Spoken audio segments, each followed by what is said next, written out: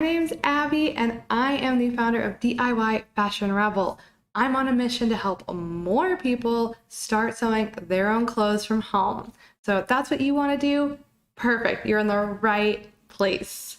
And I'm just waiting for everything to get online on my end. But if you're already here, let me know where you're watching from. I'd love to know. And drop one emoji for how your day is going so far.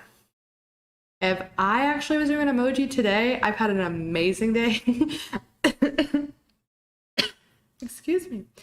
I would have like the double heart eye emoji because today has been like blowing my mind really good. So let me know what emoji you would post for describing your day. And it looks like we're all online. So in today's live, I'm going to be sharing with you 2 more tools that you need to get started sewing. There are 10 tools in total. So if you missed the first 4, don't worry, you can go to the description and watch the entire playlist. That way you get all caught up. Okay? So having your sewing tools is the first step to start sewing your own clothes. So if you have been dreaming of this, if you know someone else who has been dreaming of sewing their own clothes, they've said it, they've wanted to, but they just feel not sure how to get started, share this video with them, share the playlist, and even better than that, check the link in the description for my 5 days to sewing confidence. Okay? It's everything you need to get started in one easy to follow checklist. And the best part, I am going to be going through that checklist live next week. So if you want to join me and do the steps with me, so that way you have like community and accountability and someone to hang out with you while you do it, come hang out.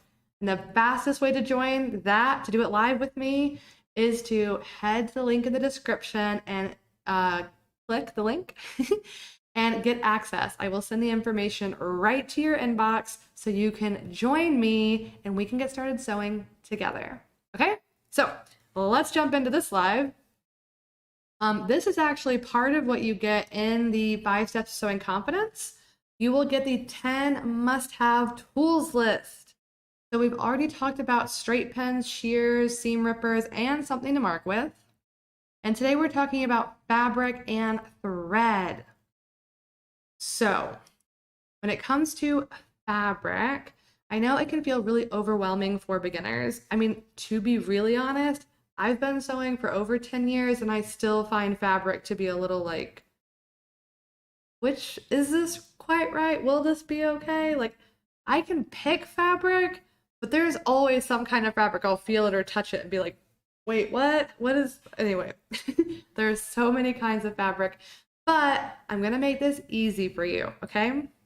If you're an absolute beginner, there are 2 things you need to know. And that is that fabric is most broadly broken into 2 categories. And those categories are woven and knit.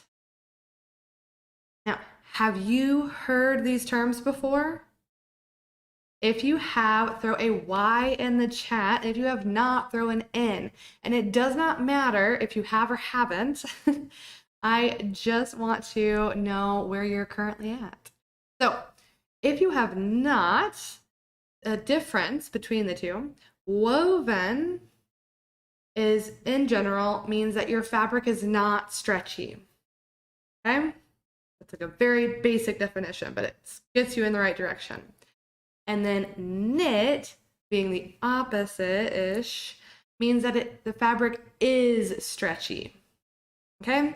So if you think about really like obvious examples of this, if you have any clothes in your closet that you have to zip, like this dress, for example, is a woven. It doesn't stretch. So if I breathe too deeply, kind of like hard to breathe. But if I breathe normally, it's fine. So this is not stretching. It's a woven. Now, if you think of like t-shirts or those really comfy throw-on dresses that are like really swishy, anything that's stretchy is going to be a knit fabric. Okay? Is this starting to make sense? Can you imagine a woven piece in your closet right now?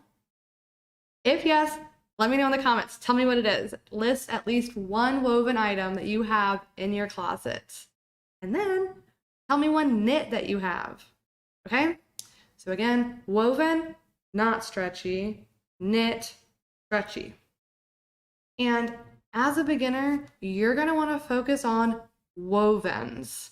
Okay? They're a little bit easier to sew with, and you can make so many styles of, you can make so many clothes with wovens, and they're so nice. Like you have cottons, it's a natural fiber, linen.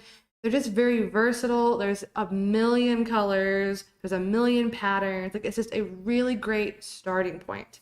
So if you go to the fabric store and you're looking for project fabric and you know nothing else, just walk around and kind of tug on the fabric and find something that you like that's not stretchy.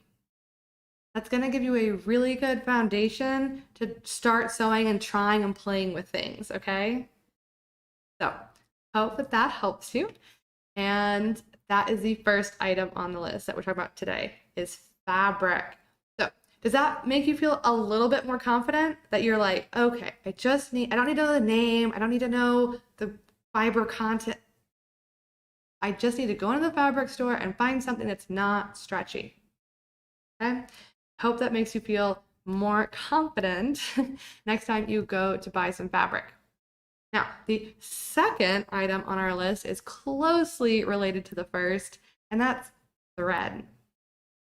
Now, I have my little container of thread here, and I always have black and white. Those I use for just everything all the time. And then I have some pink thread for a pink outfit I did recently. Now, when it comes to thread, there are actually lots of different types. But again, I want to make this easy for you to get started, okay? The more you sew, the more you'll learn about these things and you'll be able to make more educated decisions. But if you're brand new, well, let's make this simple, okay? So the first thing is if you're using a woven fabric, then it's a really good idea just to stick with all-purpose thread. Okay? If you go to the fabric store and you're looking in the thread section, there'll be a big banner along the thread area and it will say all-purpose. Okay? Just look for that. You're going to be in a good direction. Now, beyond picking the kind, which is all-purpose, you also need to think about color.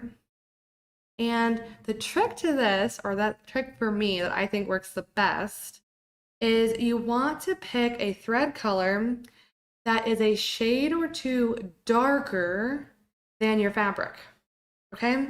Because if I show you, okay, here's the piece of fabric we've been working with this whole time, and I've got pink thread on this side and black thread on this side, and this is obviously white fabric. Now, if I show you the seam, you can see that even with black and pink thread on this white fabric, you don't really see the thread, okay? It's not super noticeable. So even if you pick a completely wrong color, but you're just in the right family, like a green, it's not exactly the same green, but it's close, you're gonna be fine. If you want to get a little fancier, again, I said just go a shade or two darker. And the reason I say that is because if I show you again, you can see it's kind of shadowy between those two pieces of fabric where they come together. If your thread color is just a shade or two darker, it will just fade right into that little shadowy area and you will never see it. Okay? So those are my tips and tricks for what you need to look for when buying your fabric and your thread. Are you feeling more confident yet? Are you ready to get started sewing? Again, I am going to be going over all 5 steps of my 5 steps to sewing confidence next week. I'm going to be doing it live. So if you've been wanting to get started, you've been waiting for a sign, this is the sign. Come join me. Let's do it together. I am so, so pumped to help more people really start on this journey because I know how scary it can be to start by yourself, especially when you're at home. So that's why I want to be with you every step of the way. So you can grab all this checklist, all 10, right now, and get all the information you need about the live 5 days of sewing confidence by heading to the link in the description and yeah, grabbing the 5 steps. They'll be sent right to your inbox, and then you'll get all the details about how to join me next week live. So I hope that this has been helpful. If you want to go live with me tomorrow to talk about a steam iron and a flexible tape measure, what they are, why you need them, what to look for when buying them, then be sure to subscribe or like the channel, and I will see you again tomorrow. All right? Happy sewing!